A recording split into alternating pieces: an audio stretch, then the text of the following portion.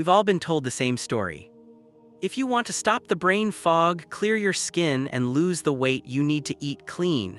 You head to the store, grab the almond milk, the gluten-free granola, and the kale.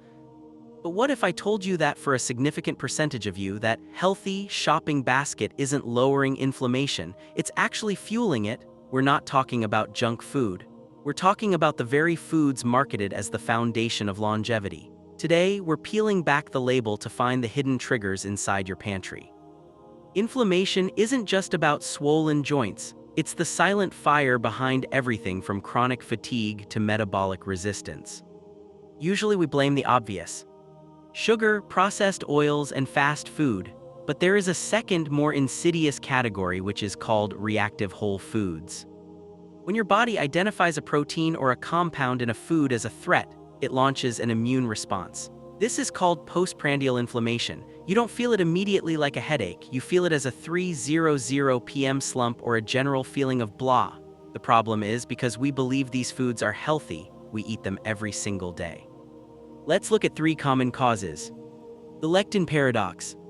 We've been told to eat legumes and grains for fiber, but for some, certain lectins can act as anti-nutrients, potentially compromising the gut barrier. The FODMAP sensitivity. You're eating fermented foods or high-fiber cruciferous vegetables to heal your gut. But if you have a specific bacterial imbalance, you're just fermenting gas and bloating, which is essentially a localized inflammatory signal. The oxalate overload. Spinach and almonds, the kings of the health world, but if your system can't process oxalates efficiently, they accumulate. Here's the kicker: the most nutritious food on the planet is only healthy if your body can actually absorb and utilize it without a defense response. So how do you find out if your healthy diet is your enemy? You don't guess, you measure. Step 1, the elimination audit. You don't need to starve, you need to rotate. Step 2, the symptom diary. Track your energy, your focus, and your digestion 60 minutes after a specific superfood meal. Step 3, the blood work. If you're serious about this, you look at your C-reactive protein, CRP levels. That is the gold standard for systemic inflammation.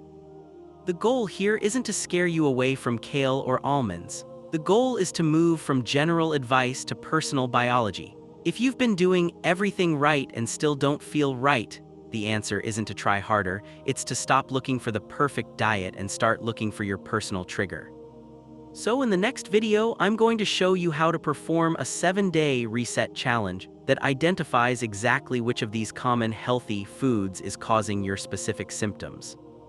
It involves a very simple tracking method. Subscribe and hit the bell so you don't miss that.